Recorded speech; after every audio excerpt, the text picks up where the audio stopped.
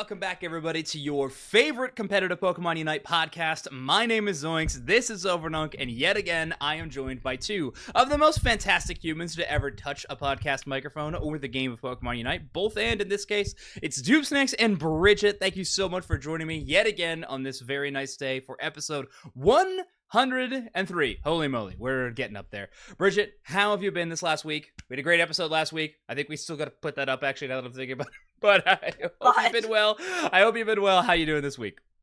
I'm good. I'm doing good. Got to watch some APAC regions this past weekend. It's been pretty good. Yeah, it was a good time. Doobsnacks, how about you? Doing good. A little worn down. Wasn't sure if I'd be able to muster up the energy, but I'm excited I get the chance to talk some Pokemon Unite with everybody. Sweet. We'll make this the Overdunk Power Hour, and then you can go immediately to bed. We'll get you to crash right after this one. So, thank you for turning up. Everybody, we got a pretty fun episode for you today. We're not going to go over the normal rundown of schedule because we have a very important topic to hit before we get to anything else. And of course, it is what everybody shows up for. It's another Ditto merch drop. We have yet another one. I know you were all excited for it, and it's finally back. The Pokemon Center has updated their store, and boy, oh boy, do we got some good stuff for you. Pokemon loungewear, this one including the Ditto merch. I'm realizing that the way the website's cutting off, it's like cutting off the right-hand side, which is a crime, so I will click on, of course, this sweater, which is unbelievable. Bridget, have you ordered this amazing piece of merchandise yet? Okay, there was actually a lot of clothing in this drop. Shout out Ripto who tagged me on Twitter, and I was like, or maybe not shout out. I shouldn't have seen this. So I spent money on it. It's so good. So I didn't buy the sweater because if you spend enough money, you got a bag with that print on it, and I was like, okay, I'll get that print on the bag I can rationalize not. My gosh, there is so much. Dropping a bag. There's like women's loungewear, there's socks, there is shorts, there's a tank. Like there is literally everything you could ever want in this drop. Did you get this? There's pants. There's pants too. I did get this. This is cute. Okay.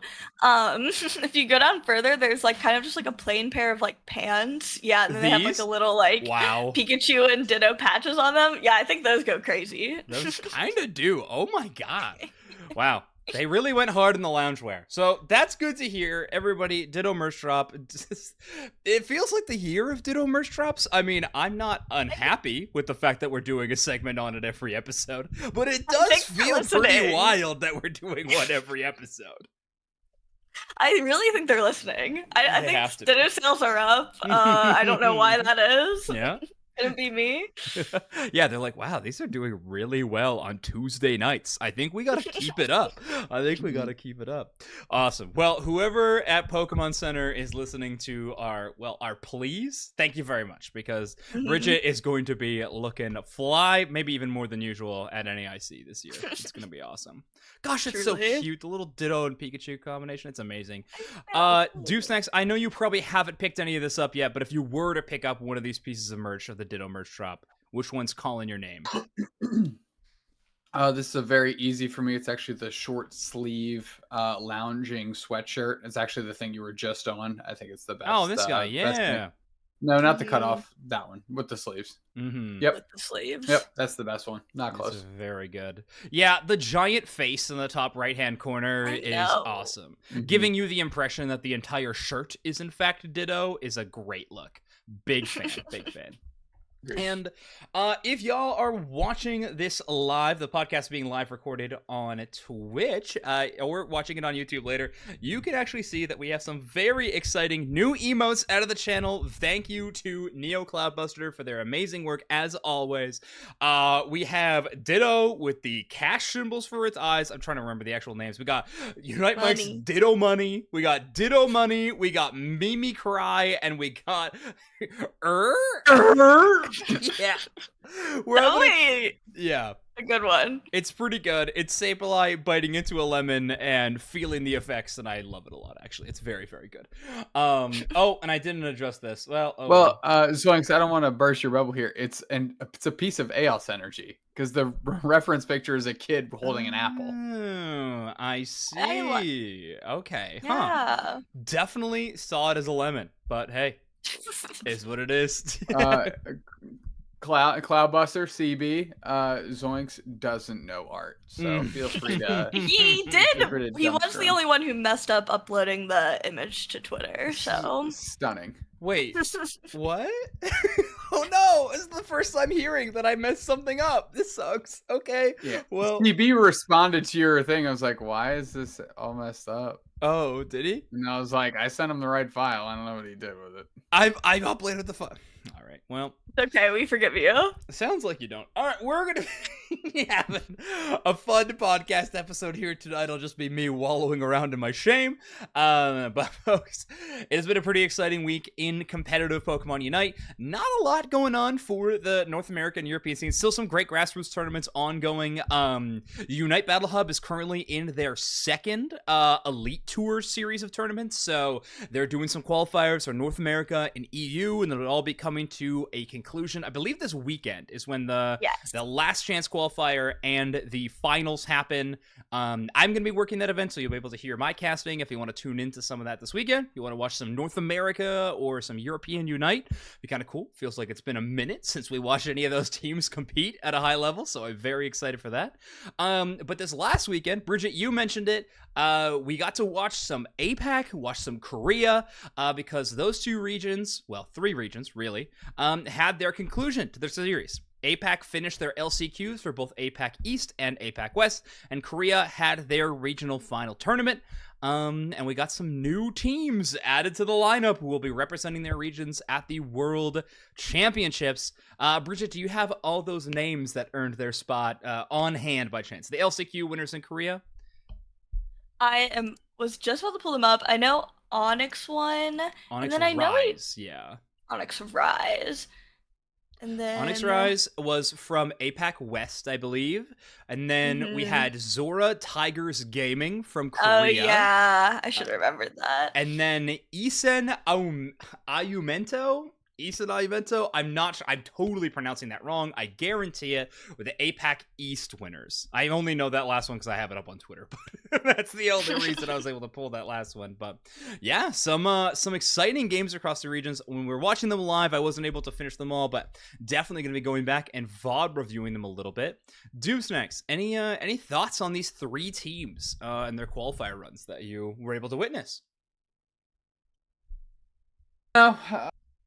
Nothing specifically. I didn't get to watch them to their full conclusion. Obviously, we know who the winners are, but I would like to kind of dive back into that. Yeah. I was, fairly unimpressed by what we were seeing out of Korea. But the other tournaments we were bopping back between were fairly exciting. So seeing the fruition of those would be very cool. Yeah, I agree. Korea's always been one of those regions in Unite that has never had a great performance. ACL this last year was one time it felt like that could kind of change. Zora Tigers Gaming definitely put on a show in that top 8, but I think they might be postured to do the same at Worlds this year, actually. I have pretty high hopes for that team in particular. I believe they only dropped one map the entire tournament. I think they 2-0'd everybody until grand finals, where they only dropped one, and I could be misremembering them dropping one actually too. They might have just cleared the whole thing. So definitely feeling a lot of positive feelings towards that squad. But Bridget, how about you? Any of these teams or regions really stand out to you? But like, oh dang, they really surprised me, or they look really, really good? Any of those squads? I feel like what was most interesting to me was the meta, since it was kind of the first tournament we got to see on the new patch. So I feel like that kind of stood out to me more, because the Eastern meta is always different, but I want to say it was like Korea, and even some of the APAC teams were making Scyther. How do I say it? I always say it wrong. You said it right the first time, and then you corrected yourself by saying it wrong, which is baffling, but it's you, and we love you for it. So continue. I don't know how to say it. I'm scared to say it every time. But they were playing it so much, it looked turbo broken. It did. So, yeah, I would like to go back and watch the finals, like, more closely. I did see Only Fun had a really good run for APAC West. It was funny, they basically did almost the exact same thing they did in the Malaysia-Singapore qualifiers. Had, like, a really, really good losers bracket run, and then just miss it. So that's heartbreaking. Yeah, I was kind of rooting for them, but...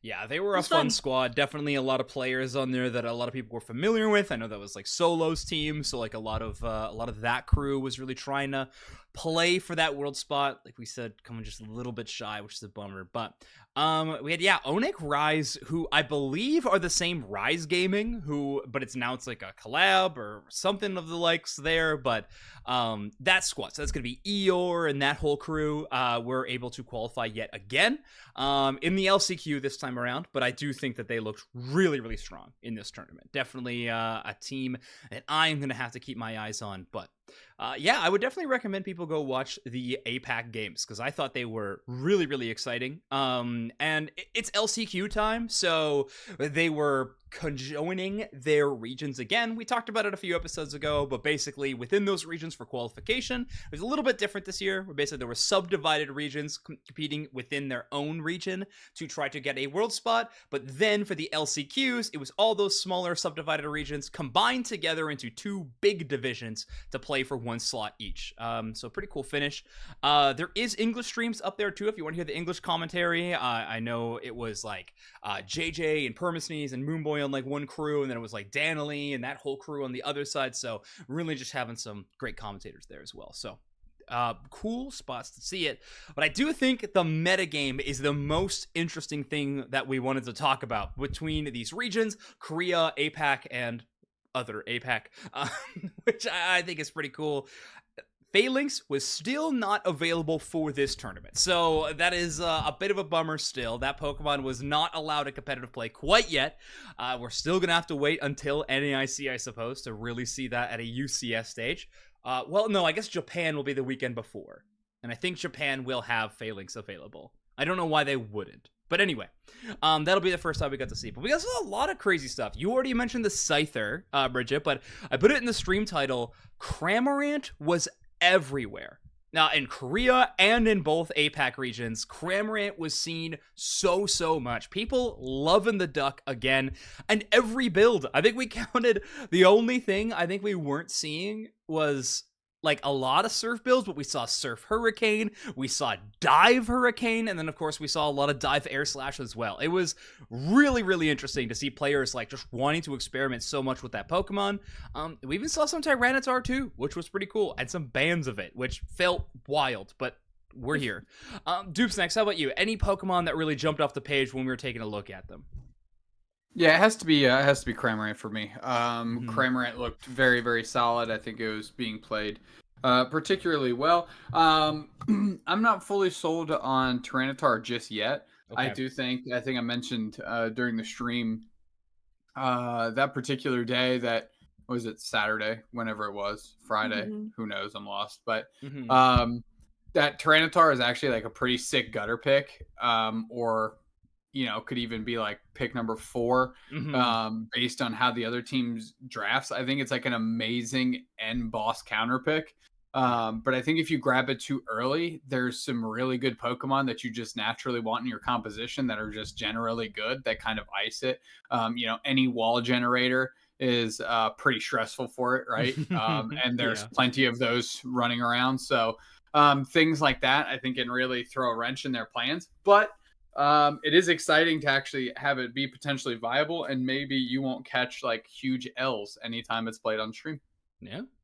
That's amazing. I tend to do that with that Pokemon, so we'll see. I don't want to get my hopes up in particular because, again, I've been, like Doopsex mentioned, I've been burned before. But on screen, just wanted to bring everybody's attention. We are taking a look, obviously, thanks to the incredible Poker, who has been making these stats for years now. But we got stats for the APAC East LCQ. We have the top 15 Pokemon most used within this tournament. Of course, it's just this top 8, but Sylveon, the far and away most chosen Pokemon, to the point where it had a pick rate of 93.5%. That is unbelievable. Is this top? Like, this might be the highest percent pick we've ever seen of a Pokemon in a region. That is kind of crazy. 51.7% win rate, but obviously, if you're getting picked that much and it's still technically as a positive win rate, I think that is, there's no question of how strong this Pokemon is in particular. So many regions are picking up this thing. But yeah, there's a few other big stats on the screen. Obviously, Wonderchef in chat mentioning that Mimikyu only had 38.7% win rate, or pick rate, sorry, but a 91.7% win rate. People not losing on Mimikyu. I personally love it. I think it's a really strong pick. I do think that you can only pick it into certain comps, though. So I think that's why we're seeing the pick rate so surprisingly low there. How about you two, though? Any of these numbers really interesting to you out of APAC East for their stats? How Pokemon selected? It is funny that Sylveon was picked that much, and I don't think it was banned probably at all. Yeah, no. I don't remember it ever getting banned. It definitely could have happened, but it's just kind of funny that it's a must pick, yet it does feel kind of silly to be banning a Sylveon. Right, exactly. Like, it is a weird threat, right? It's that evergreen. It's not like it's taking over the game, but it's also never dying, which I think is one of the best assets that Sylveon has. It's just so strong. However, I feel like people aren't really picking counters into Sylveon these days. Mimikyu maybe withstanding, but outside that, it feels like we're not seeing it too much otherwise.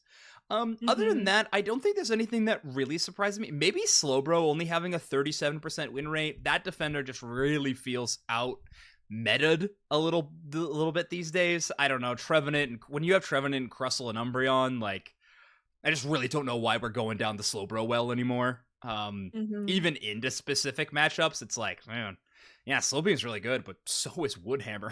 You know, like, I don't know. Personally, that's kind of what I'm feeling these days. But Doopsex, how about you? I know you were an avid Slowbro player, believer, enthusiast. How do you feel Slowbro matches up these days? I think it's fine. Like, if you're cornered into a spot where you need to take it, I think it's reasonable. It's still going to be one of those things that if a team thinks that they have you skill diffed, that they're going to ban, right? Like, for example, we've seen Overlord teams, whomever his supporting cast is, ban that quite a bit. And it's probably just because he's saying, I don't want to get slow beamed, right? Like, Figure it out. We'll do something else, but I don't want to get slow beamed, right? Just so the pure raw strength of slow beam can do that. I think those numbers reflect probably where it should be, to be honest. Wow. Okay. It shouldn't be picked too highly. If you are picking it, it's to specifically shut down something that you have a big problem with, which typically leads to you punching holes into your strategy somewhere else, right? Kind of like Swiss cheesing yourself, which is why the win rate is probably where it is too. Yeah.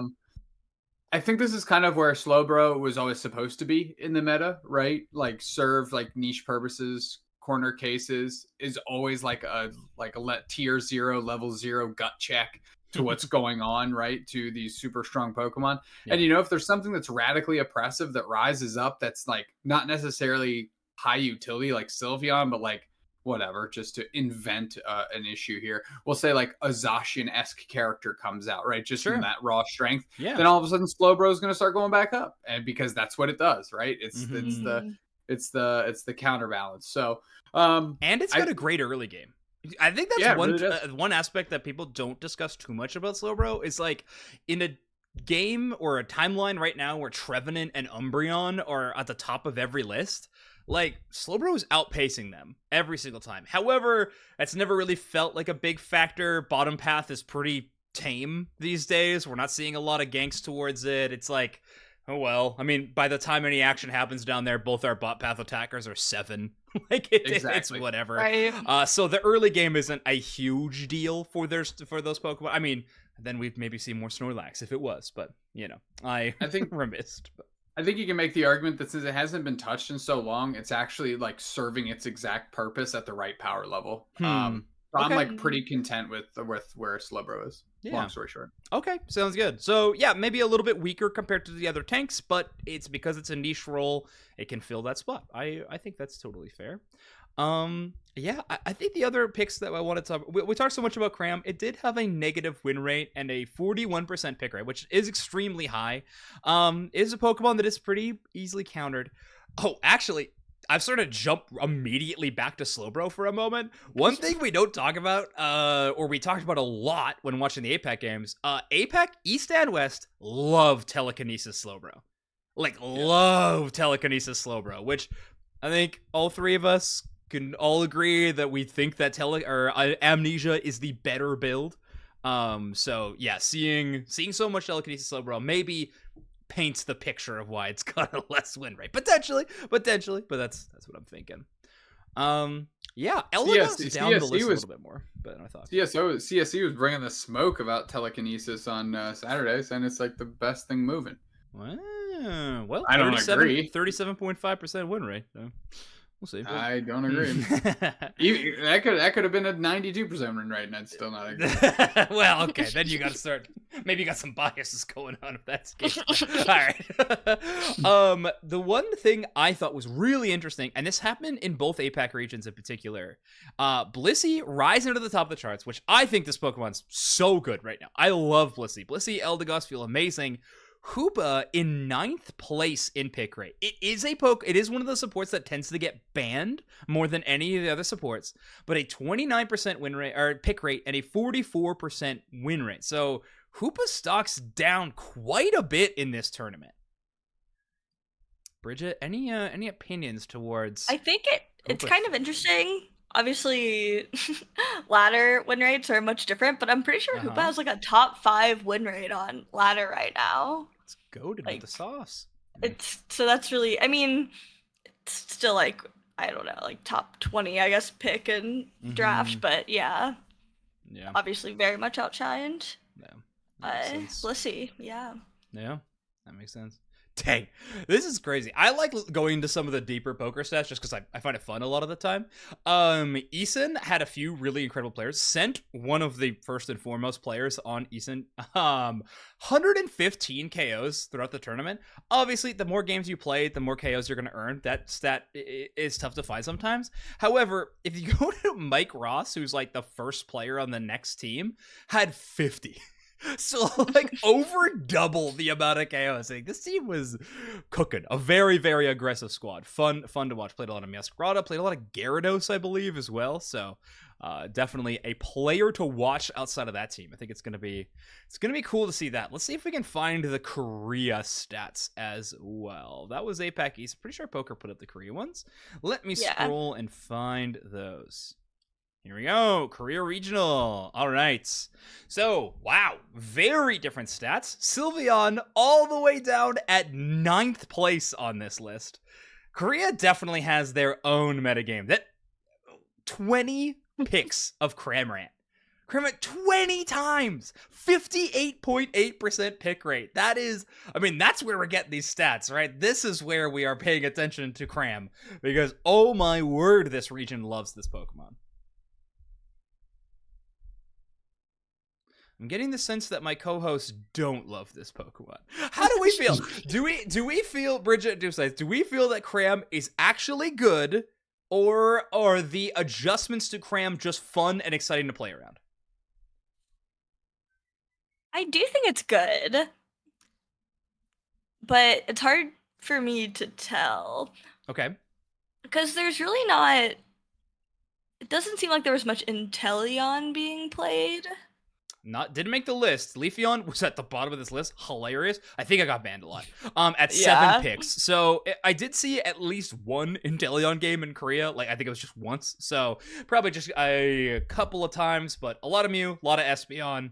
in that role. But well, actually, apparently not a lot of Mew. Now that I'm looking at the list, I guess a lot of Espeon. I don't know what are they playing as attackers. I guess just Cram. All right, anyway, sorry. Continue. Just like Cram. They just played Cram versus Espeon. Yeah. So I guess in my head, I think. I don't know. Maybe like a dive Cram could outplay like a world-class Inteleon. In my head, I was thinking Snipe Shot probably beats most Cram players. If you're just, I feel like you could definitely tell the people who were just picking it up and running. Is it Surf Hurricane, the mage build? Yeah, that's the one I started playing. Whereas the people who've been no life in Cram and love dive and just like can move all over the map, and I really feel like with the cooldown reduction, it's probably hard to hit that guy with a Snipe Shot. So it might depend, but I'd be more interested in seeing that kind of matchup. I think we're going to be seeing a lot more Inteleon in days to come. It feels like that Pokemon's kind of been getting forgotten about, and it feels like the Pokemon that are kind of running rampant in the metagame are doing so because there is no intel anymore. I think you're onto something here, Bridget. I think that's important. Also, Naomi wanted to mention in the chat, Mamoswine looking pretty good in Korea. 9 picks overall, which gives it a 26.5% pick rate share, but a 77% win rate. Japan and Korea both love the Mammut. They are big fans of the big boy. I think it's for a few reasons. Dive comps are still very, very popular in Korea and Japan, which they aren't really in North America and EU. A little bit more in LATAM, but still not as much. But Ice Fang Mamo goes really, really hard into those builds. Dodrio hates seeing it. Leafeon hates seeing it. Gyarados even. It's like a tough matchup. If you catch them after the bounce, you have to grab them before bounce, not pre-bounce, but you get it. Like it does have a decent amount of play into attacks like that. So I think that's why we were seeing it picked a little bit more. However, still a very healthy respect for the top of the metagame with Trevenant and Umbreon being at 26 and 22. But notable admission of this list is the Crustle. 0 play for Crustle in Korea. Just not seeing the list whatsoever. It is a little bit, they don't like snipers too much, which a lot of other regions do. And seeing as we're seeing no snipers, feels like the Crustle value goes down a little bit. But Dupesnacks, how about you? Anything you want to weigh in here on the stat screen for Korea? No, I was going to call out the Mamo love alongside with Japan. I think if it was just Korea, you'd kind of have a situation where it's like, an OC just Scizor, right? Sure. And you can kind of take that for what it's worth in a vacuum. But those two regions, although they play similar styles, I think the just skill levels in between teams across the board is higher in Japan. So the fact that this Pokemon is showing up in both can't be understated. So that's something that I think all regions should just kind of have on their radar, because obviously its utility is worth keeping track of and worth considering for your own strategies. Yeah, I totally agree. One of the things I am most excited to see out of this region is their Blaziken play. I think Blaziken is one of the best Pokemon in the entire game right now. I think Blaziken Gyarados top path is what we are going to see basically on cooldown, especially at NAIC, because NA loves those two Pokemon in particular. Blaziken in Korea with a 55% pick rate, but a 73.7% win rate. It's one of those Pokemon that you can play in Path, you can play in Central, you're totally fine with either. It's feeling really, really strong there. So I just think this Pokemon is going to keep increasing higher and higher. And personally, I am very, very excited about that aspect. But yeah, that's Korea and APAC East. No stats from Poker for APAC West yet, but it was a pretty similar region comparatively to APAC East. But still, exciting tournament VODs. I know we'll be doing some watch parties and stuff on various streams about those regions and all the other various ones as well in the weeks to come. So make sure to look forward to some of that. But yeah, either way, it was a very exciting weekend of Pokemon Unite. But I asked the chat for questions earlier before, and we got a few posted in, and actually we had that guy asking a very interesting one, and it's one that we talk about a little bit, but a lot off air. What do you all think is the strongest region right now in Pokemon Unite? Now, we can include team in this because there's like somewhere it's like, well, that team might be the strongest, but like region, I don't know. It's interesting. What region do we think is the strongest right now in the world? As an entire region, I think it's Japan. Okay. Yeah, I think that is a very, very good out. How about you, Bridget? Oh, this is so hard. Mm-hmm. Can I say like all of Latin America? No. And I think there's a clear choice there. I think LATAM North is overall an incredibly strong region, personally. But I don't know. We'll see. I don't know. I mean, Fusion, man. They're so good. I mean, Fusion is really that good. Okay, so we have a vouch for you. Oh, that's fine. You can say all of LATAM. I don't know. I don't make the rules. Who cares? Actually, I do, but I'm making that rule. It's fine. We have all of LATAM, and then Snacks is vouching for Japan. Man, I really want to throw my hat into the same Japan ring just because of sheer amount of teams that play. The top 8 that they have playing out at their PJCS tournament is unbelievable. There's like at least 4 teams that I'm like, dang, any one of them could win it. So clearly I am like, dang, these are really strong squads. So that wants me to kind of give them the vouch for power level. And I've been burned by LATAM before. So I think I'm going to go with Japan as well for my overall strongest region. But overall strongest team in the world right now is a very interesting question. Snacks, let's start with you. Strongest team in the world. Who do you think you're going with right now? It's a very off the cuff question. We haven't given people much time to think or plan around, but what do you think? I'm gonna take the easy way out. I'm gonna lean into the one international stage result that we have to lean on. I'm going to say Fusion. Okay. All right. To me, it's impossible to necessarily make an argument for any other team based on the smell test, right? We've had one international event, a bunch of teams were there. They kind of just going to go with it. Okay. Fair enough. How about you, Bridget? Yeah, I guess I can switch my... No. You don't have to pick a different one. I also picked Japan before. I was really thinking about Kabi-chans, but they haven't even... It's hard to say, like, a Japan team, because I'm like, what if they don't qualify for Worlds? I know. They got, like, second place in their qualifier. It's like, I don't know. Yeah, Japan gets 3 teams. Yes. Yeah, exactly. Yeah. But I just meant in their, like, preliminary tournament before their top 8. They got second place or whatever, so it was like, I don't know, we'll see. But for sure. But I just thought they also did really well at UIC. So yeah, it's hard to judge it based off anything but that. Yeah, I mean, it's the one example we have. So I think Fusion is absolutely the safe money. I think it is. I see a few people mentioning it in chat. Is Champions Road in Japan. I feel like that is the only team where eye test or spell test, I think Snacks called it, is like one of the only squads where it's like, okay, but damn. Like, when you see them play, you see their draft, like just how they completely shut out opponents, whether it's in draft or in game, like it's just like, oh my word, this team looks unstoppable. So that is one of those squads that it's like, maybe they are coming into conversation there.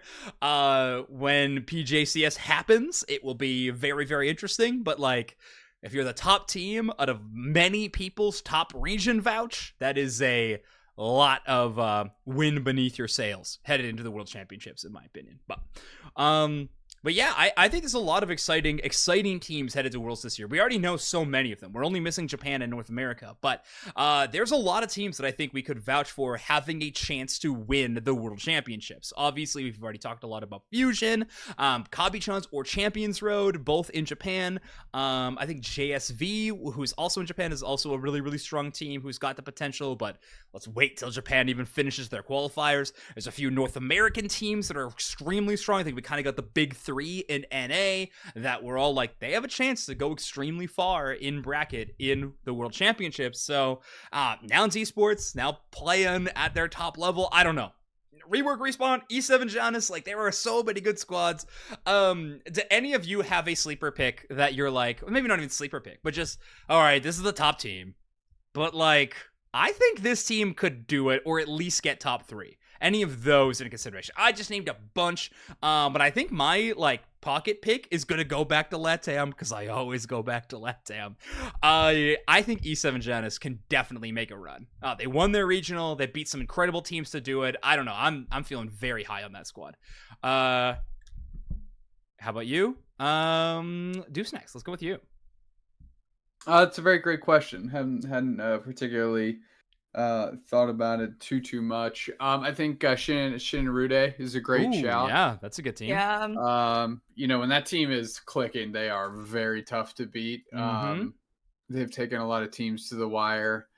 I do think if NA and EU's top teams get their SHIT together and can actually like play to the skill level that we know they can, I think they can contest. For example, I think the Nouns we saw during regionals, during the regional finals run, I think that's a team that can get it done. You know, if they keep progressing and they keep growing and moving in that direction. And it's the first time I think you could make an argument that they're actually trending in the right direction. All right. So, you know, I just think there's a lot of teams that need to hit their threads. I mean, it's 3, was it 3 Digitals, something like that took Fusion to the wire. I mean, that's a team that kind of popped up out of nowhere, right? Like they just like thunderstruck and ran through, and now they're making money moves. They're going to the World Championships too. And if they're taking Fusion to the limit, you know, there might be some smoke coming out of LATAM as well. So I know I just also peppered a bunch of shit at the wall to see if anything will stick, but we'll leave it there. Okay, that's fine. That's a valid strategy. How about you, Bridget? I think both of the Brazil teams, Legacy and DreamHack, are super strong, and I feel like they've basically been 1 and 2 like all season, and I think they've just really pushed each other. So it'll be cool to see them outside their own region. Oh man, that like storyline wise might be one of the most exciting Worlds finals. Like if we have Brazil go deep, like that is. I mean, for one, their fans are unbelievable. Like, in Japan, they had a pack of Brazil fans that were losing their mind and so excited. Yeah. So, like, they are beyond hype. That's already a big reason. But, like, let's face it, they've been getting better and better year per year. And, like, let's get Mazo on a championship stage. You know what I mean? Like, let's see if they can do it. That would be really, really exciting. I like that vouch a lot. Yeah, but DreamHack is right there, too. They're also incredibly strong. That win against Tally last year was, I mean, that was peak right. movie stuff. So Brazil did good last year, so I'm excited for them. Yeah, that format really just was like, if you made it out of groups, you did good. I mean, if you that survived the group stage, you can do it. Yeah, I have also that guy mentioning in chat. Did I predict E7 to win or to go top 3 in Worlds last year? I did. It was before Oyasumi Macro got randomly moved into their group, and Sherlock couldn't make it. So I have some outs here, okay? I definitely predicted them to go far because of their group's relative strength. I was like, oh, they make it out of that, no problem. And they're like, hey, just so you know, we put probably the best Japanese team in their group. I went,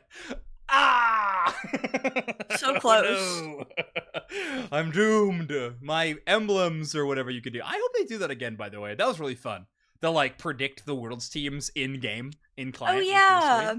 I was thinking about that. That was cool. It was fun. But let's pivot and talk about the game a little bit, shall we? So we don't have a balance patch to talk about this week. We had that one, I think, a couple of weeks ago now, but it's been a pretty fun one. I've seen a lot of discussion around the Tyranitar debates these days. Is it actually broken? Is it not broken? Its win rate's looking pretty excellent out there on the ranked ladder. I have been taking to banning it in my games. I would just rather not have to deal with that Tyranitar in most of my games. But how have you two been feeling about it? I know you both probably play more ranked than I am currently. So how are you feeling about T-Tar out there on the ranked ladder? Bridge, take it away. I kind of want my enemy to pick T-Tar because then I can play Wiggly and... Oh, yeah. they'll have counter, a bad time. Huh? Okay, the natural counter is the Wigglytuff. I'm here for it. Yeah, a lot of people hate Wiggly passive.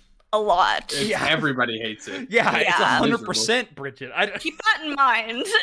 Yeah. Oh, that does make me rage. When I get Q-Charmed, I want 13th something. All right, yeah, fair enough. Okay, so Wigglytuff is the natural counter. I like that a lot. Deucex, how about you? What have you found to be your T-Tar answers out there? Actually, not played a ton of ranked since like last week. I was once I got my Marvel Rivals key, I just kind of smashed into that and had a really good time. So, I know that Rocket Raccoon is fucking nasty. Yeah, and it looks awesome. I will keep playing that character in Marvel Rivals. And when it comes so bad. I know. Bridget and I have just been dying for keys, but our time has passed, Bridget. Unfortunately, we're waiting for the next test. It was brutal. I died on the finish line. Like if you hit level 30 or something in your season, the alpha season, you get this like once never gonna come back Scarlet Witch skin. No, and I ended up on like level 29. I just didn't have any missions left. Nothing to complete. And I was like 28 minutes from the thing, and I was just like, whatever. I'll just end on this huge like MVP game that I had. So I'll just end on that so I can have with the. Yeah. That hurts. Chef's saying that we need a Deucex Rocket and Zoinks Groot combo. That is true. It's funny you mention that. When I played Overwatch was my first esport that I was ever into. I was watching beta tournaments, like on Gosu Gamers, like when Overwatch was still in its pre-beta phase. I was watching competitive tournaments, the immediate leagues I was so into. I was engrossed in Overwatch, playing a ton of it. I always really was drawn to playing tanks. I like playing tanks a lot in both Unite and in Overwatch. And I was watching a lot of Marvel Rivals. Groot is broken. He's like clearly one of the best tanks in the game. Not even close. He looks like one of the least fun tanks I've ever seen before. It's actually really cool. I don't know. I've played a lot of tanks, and I was like, that just looks so boring. Like the way that Groot plays, I was just like, oh, what a bummer. Like, I hate that it's good because it just looks unfun to me. But again, I haven't played. It plays like Crustle. It plays like Crustle. Yeah. Kinda. I don't know. We'll see. But I gotta actually play it, and then I'll be able to make better opinions. But face test, I was like, oof, I would rather play any other tank. Doctor Strange is sick. Yes, that is the one that I immediately jumped to. I was like, that is the tank that I really want to play. I got some cool ones. Hulk's kind of neat. I like that he's like basically diva. Yeah. Anyway, thoughts on Marvel Rivals, everybody. Let's go around quick. This is now a Marvel Rivals podcast. We'll talk about it soon. I guess somebody was asking. For me, I am excited about the game because I've been a comic book fan ever since I could walk. I absolutely love reading. Bridget plays in a comic book D&D game with me, so she can attest to this. I love that stuff. I do feel like currently the game seems a little too similar to Overwatch for me to be really excited about it. I wish they had like a different kind of game mode or something for me to be like, oh, cool, like this is a totally different experience. But I haven't gotten the chance to play it, so I can't really attest too hard. How about you, Bridget? What are your thoughts from afar when we're Eric Andre grabbing the fence and screaming to be let in? Exactly. I have watched some gameplay, but I must say I haven't seen a bunch. I've never played any other MOBA than Unite, so okay. I guess I could be suckered into this. It did look like a lot of fun. It does look so fun. I gotta admit that. It looks so fun. I know, I want to play Rocket. It's not fair. Oh no, but Deucex and you would be fighting over 2 rockets. That is too bad. Classic. We go OG Overwatch, where you could pick multiple of the same character on the same team, and every team was just 2 Zens, 2 Winstons, and 2 Genjis, or sometimes 1 Genji and 3 Winstons, because you could track like multiple Harmony orbs, and it would just be 3 Winstons flying over the wall towards your team. Like, hello there, hello there, hello there. As they all landed. It was awesome. Good times. Anyway, Deucex, your thoughts on Marvel Rivals? I've never played any other hero shooter. Okay. So I really enjoyed my time playing Marvel Rivals. The fact that it's third person is really neat. I super enjoyed the characters I was playing, so I played pretty much. I tried them all out, and I pretty much landed on Rocket and Punisher. So depending on what the team needed, I would either play Rocket or Punisher, and both of those characters together is really sweet. Because Rocket can throw down like an infinite ammo orb around Punisher, and Punisher can pull out a Gatling gun that he just like stationary Gatling gun and just motions just stuff down. So just the gameplay was super fun. Everything's felt really big, which was cool. So I had a great time with nothing to compare it to. It was sick. Sweet. All right. Well, Marvel Rivals, whenever it comes back, I'm sure the three of us will be getting onto it relatively soon, because I think there's a little something for all of us in Marvel Rivals, and I'm pretty excited about that game, honestly. So, other than that, though, I think that's enough to fill our episode up with today. We're gonna finish early, much to Wonder Chef's delight, and we'll close out the episode there. Is there anything that the two of you would like to plug, though? Bridget, anything that you want to shout out? Any Valorant tournaments upcoming? How's that Absolutely not. All right, it's over. The dream is over. I did want to shout out NAIC is very, very soon, and for anyone going, there's actually going to be a lot of Unite side events on Saturday and Sunday, which I think is going to be very fun. They're like, I think pretty much like customs. The only one that I think is themed is they're doing like an evolution. And they're doing a starter tournament. Ooh. So you can only pick first partner Pokemon, but starter Pokemon. Ooh. So, which Danko reminded me, there is 10 of. I actually had forgotten, but yes, there is 10 starter Pokemon in there. Let me pull it up. Actually, I'll pull it up on screen. So if any of you are attending NAIC, there are side events. So the way this works, you do have to sign up in advance usually for these. I believe it's in your NISC like web portal. Deucex, you might know more about that. Bridget, maybe you would as well. But basically, on Saturday there is a solo queue kind of tournament event. Not really a tournament. It's probably just like you play 3 games. But basically, those are individual sign up, which is really cool. So you can just get signed up and you get put on a random team. And then you just play a few games, and you get prize tickets that you can go use at the prize wall and get cards or plushies or whatever you'd like. And then at 4 p.m. on Saturday, it's the 5v5 solo queue first partner challenge. That's what I was referring to, is you just play as the starter Pokemon in tournaments. So like Decidueye, obviously the Kanto starters, Meowscarada, Delphox, Greninja, you get it. And then on Sunday, another solo queue event, a solo queue Eevee event, and then the Gathering Point, which I think is just another solo queue tournament. Okay, cool. So 10, noon, and 2. So just kind of throughout the day on Sunday. I'm hoping to get involved on the ones on Sunday. I'd love to play a little bit of the solo queue tournament, but we'll see. I don't know what my responsibilities are going to be that day, but it sounds like a lot of fun. So great shout out, Bridget. Side events sound sweet. Yes, we didn't have these last year, so this is epic. Mm-hmm. Yeah, this is awesome. I know that the Learn to Play station as well is also getting an upgrade this year. Yeah, I don't that know place ruled. I know, it really was so fun. I don't know what it's gonna look like exactly. I know that Dupsnax and Wonder Chef and Spraggles and I might be involved with it a little bit on Sunday. I don't know, but I do know for a fact that a bunch of the like Battle Hub crew and like admins are working the Learn to Play event too. Which is like really sweet. So I know Krabs is working in a role like that. So very awesome. I think got like some community members to be helping out with that event. So NESC is gonna be awesome, y'all. I can't wait. It's gonna be so fun. But Dupes next. How about you? Anything to plug before we end the episode? Yeah, show up to the Learn to Play stuff. I'll be, depending on what my responsibilities are, just like Zoink said, I want to be in that area on Sunday. Myself, Spraggles, Zervis, Chelvin, and Gek got to play against Fusion, who had like a pop-up play against anyone thing going on Sunday of EUIC, which was sick. They just all had their stuff and just set up and were like, we'll play anybody. And they ended up sitting there for like 4 hours and just playing groups of 5 that just rolled up. So that was a ton of fun. I expect that awesome. To be the same at NEIC.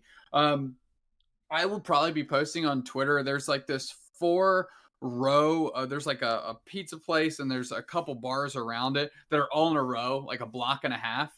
because I kind of figure the collective of individuals might be more than one place can handle, but I want to kind of have a spot that if people want to go to and can meander around and find Unite people without having to feel stuck or in a place that's too crowded, I will be posting that on Twitter. But it's literally like the meeting point will be a pizza place if you want to get food or whatever, and then like a third of a block up is one bar, and then within the next block south of that is 2 more bars. So, and they're all in the straight line, all on the same side of the street, that I'll be posting as a place to meet up on Saturday night if you would like to do that. Again, give people a couple options within a small area where, if you just show up, you don't have your group with you, or you just want to go out and maybe other people don't, that you'll be around Unite people in one area. So be on the lookout for that. And of course, as always, follow at Big Bridget on Twitter. Yes. Make sure. It really hurt when you weren't here last week, Dupe Snacks, to shout that out. It was like, Bridget was like, I guess I gotta shout out my own. It feels weird. Yeah. Well, thank you everybody for coming in and supporting the podcast. It was a lot of fun to talk about the LCQs, about Korea, the crazy meta we're going into, and honestly, how excited we are for NAIC. I can't wait. I know these two are the same way. It's gonna be such a fun event. If you are attending NAIC, this goes for me, but I'm sure the two of you are similar. Totally, if like I am not actively on stage, feel free to come up and say hi. If you want to grab a picture, if you want to just like talk about Unite. I like talking about Unite. I don't know if any of you have caught this. I really enjoy talking about this game. He really does. Yeah. So like, feel free to come through and like hang out or whatever. Like, I'd love to meet everybody and like never feel like you're a stranger. You can just come and hang out at any time. I want that to be abundantly clear. But anyway, that's going to bring us to the end of the episode. Check this out, of course, on youtube.com/UniteBikes. And if you're on Twitch, enjoy the unbelievably good new emotes that we got with featuring Sableye, Mimikyu, and Ditto, because they are incredible. Thank you all for this week, and we will see you all next week, probably talking even more about NAIC. So I'll see you all then. Bye-bye.